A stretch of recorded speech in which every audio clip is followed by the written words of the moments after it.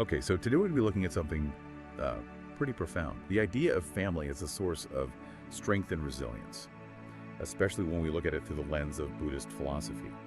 And we're going to be exploring this through a piece that really delves into how family can be like an oasis in the desert when life gets tough. It blends personal reflection with Buddhist teachings. And so for this deep dive, what we really want to do is try to extract some actionable insights. How can we cultivate those rock-solid connections within our families? And then how can we tap into those bonds to develop greater resilience and personal growth? And one thing that really struck me in this piece was that powerful image of family as an oasis in the desert. It's not just poetic, it really gets you thinking. What are your thoughts on that metaphor? Well, it's a brilliant analogy, and it really perfectly captures how Buddhist philosophy views the concept of suffering. A desert represents those harsh realities and the challenges that we all inevitably face in life. But an oasis, that's a place of refuge, nourishment, and renewal. And that's exactly what a strong family can provide. Absolutely. I remember a time when I was going through a really rough patch and I just felt completely lost. And I remember opening up to my sister. And even though she couldn't solve everything, just having her listen without judgment, it was like this weight was lifting off my shoulders. That's fascinating because you've touched upon the essence of what Buddhists call compassionate listening. And it's not about offering solutions or trying to fix things, but it's about truly understanding another person's experience. It's about creating a space for vulnerability and emotional processing. So true compassion goes beyond mere sympathy. It's about actively stepping into the other person's shoes and offering support without judgment. Wow, I can see how powerful that can be, especially within a family where everyone has this shared history and understands each other's nuances. But the source goes beyond just emotional support. It talks about practical help too, like lending a hand with finances, or chores, or problem solving. How does that fit into the Buddhist teachings? Well, this idea of practical support really aligns beautifully with the Buddhist concept of right action, which means acting ethically and for the benefit of others. And even seemingly small acts of service, like helping with a move or offering to babysit. These things can create a web of support that strengthens the family unit. Right, it's about recognizing our interconnectedness and understanding that supporting each other is fundamental to a strong family. It's like you scratch my back, I'll scratch yours, but on a much deeper level. The Source also talks about family being a source of inspiration for growth, and it mentions shared values, traditions, and goals as motivators. How does Buddhist philosophy view this? Well, it's incredibly insightful because the Source connects family to the concept of Sangha, which is a community that supports each other's spiritual development. And family can definitely function as a Sangha. Why? By fostering those shared values, upholding traditions, and really encouraging individual growth. All these elements work together to provide a really strong support system to navigate life's complexities. That makes so much sense. My family has always emphasized the importance of education. And, even though we've all taken different paths, that core value has really stayed with each of us. It's like this shared compass that's guiding us. The Source also highlights how overcoming hardships together can actually strengthen family bonds. What's your perspective on this, especially considering the Buddhist views on suffering and resilience? Well, this point brilliantly ties into the Buddhist principle of impermanence, the idea that everything changes, including our experiences of hardship.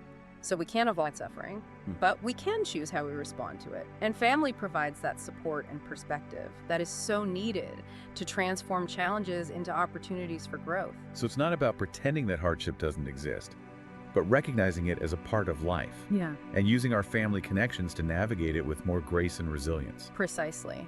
And facing those challenges head on together as a family. That creates a shared history that deepens bonds and strengthens the collective resilience. This has been so enlightening. We've unpacked so much, from the oasis metaphor to compassionate listening, practical support, shared values, and even how facing hardship can strengthen those bonds. It's a whole new way of looking at family. Yeah, it really is amazing how these ancient Buddhist principles offer these really practical tools for building stronger and more resilient families in our modern world. Exactly. And what I find so fascinating is this idea of cultivating mindfulness in our family interactions. The Source really emphasizes the importance of being present in the moment. But how do we actually bring that mindfulness into the chaos of daily family life? Well, I think it all starts with those small, intentional steps. For example, imagine it's dinner time.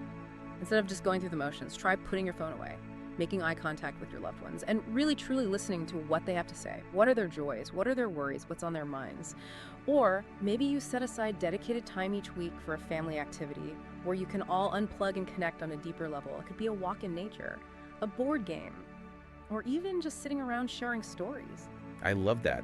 Creating those little pockets of presence and connection amidst the business is so important. It's easy to get caught up in the daily grind and forget to appreciate those little moments. Absolutely.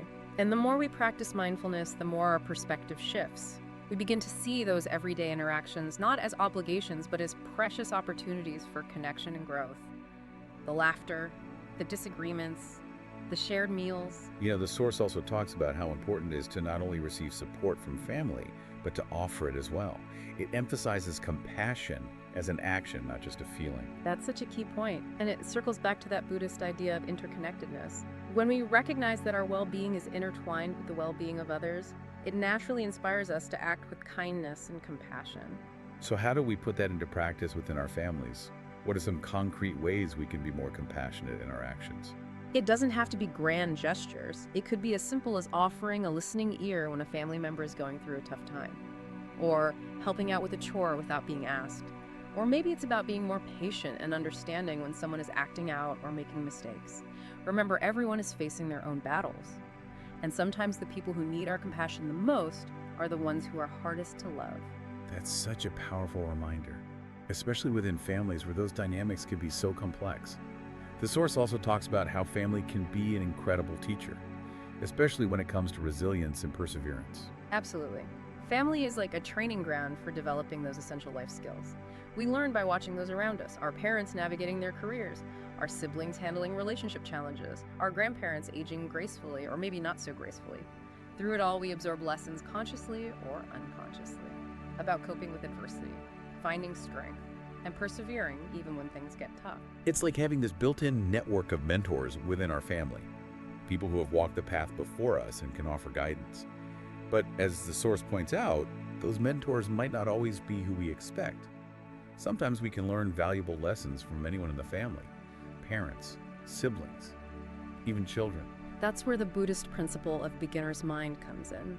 It encourages us to approach each experience with openness and curiosity, as if we were seeing it for the first time. And when we let go of those preconceived notions about who holds wisdom, we open ourselves up to a world of learning. That's so true. My niece, who's only 8, has this incredible ability to live in the moment and find joy in the simplest things. It's really inspiring to see. The source also touched upon this idea that family isn't just about blood ties, but about shared values and a common vision for life. They use that term Sangha, again, which we discussed earlier in the context of spiritual community.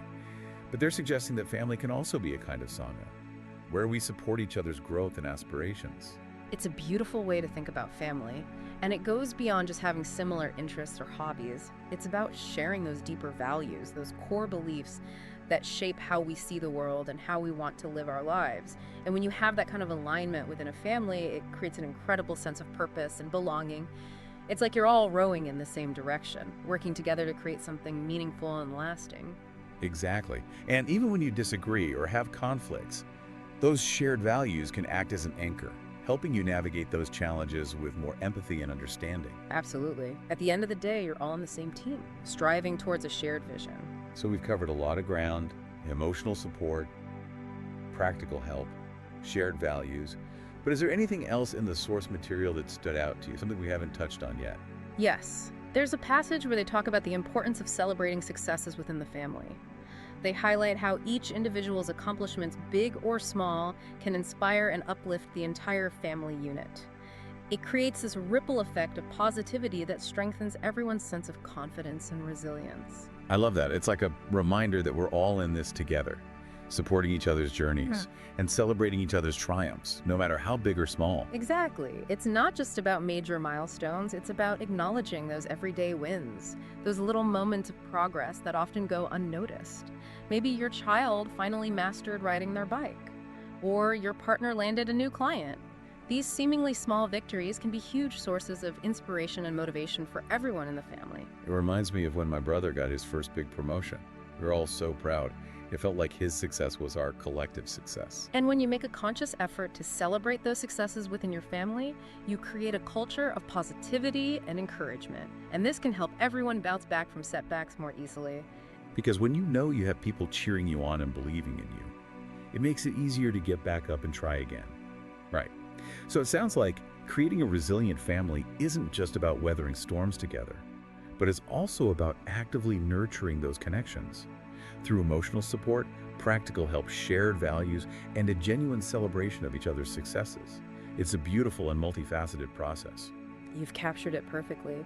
And remember, building a resilient family is a journey, not a destination. It's about continuous learning, adapting, and growing together. And it's important to remember that you don't have to be perfect. There will be times when you fall short, make mistakes, or even let each other down. But the beauty of family is that it's a space where you can learn and grow from those imperfections. That's so reassuring. It takes the pressure off, doesn't it? Yeah. It's not about striving for some unattainable ideal of the perfect family, but about embracing the messiness and knowing that it's all part of the journey. Exactly. It's about accepting each other's flaws and celebrating each other's strengths, knowing that together you can face whatever challenges life throws your way. This has been such an insightful deep dive. I feel like I have a whole new perspective on what it means to build a resilient family. As we wrap up, what's one key takeaway you hope our listeners walk away with? What's that one nugget of wisdom they can start applying to their own life today? I think the most important thing to remember is that building a resilient family is an ongoing process. It's not something you achieve overnight. It takes time, effort, and a willingness to keep learning and growing together. And one of the simplest yet most profound things you can do is to start cultivating mindfulness in your family interactions. Pay attention to those small moments, the everyday exchanges that often go unnoticed. Like what we were talking about earlier with being present during dinner, putting our phones away, making eye contact, and really listening. Precisely. Be present not just physically, but emotionally. You might be surprised by how much those small acts of presence can strengthen your bonds and deepen your sense of connection. It's not about grand gestures or elaborate plans, but those everyday moments of mindfulness and connection that build a foundation of resilience and love. And as we've discussed, family can be a source of incredible strength and support. But it's a two-way street. Just as we receive love and support from our families, we have a responsibility to give back. Absolutely. It's about creating a culture of reciprocity within the family where everyone feels seen, heard, and supported. Exactly. So as we wrap up our deep dive into this idea of family as an oasis, I want to leave you with a thought-provoking question. What is one small mindful action you can take today to strengthen your connection with a loved one?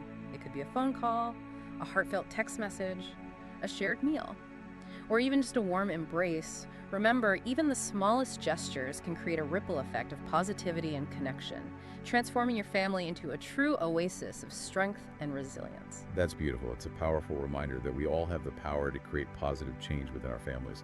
Thanks for joining us on this deep dive, everyone. Until next time, keep exploring, keep learning, and keep cultivating those precious family bonds.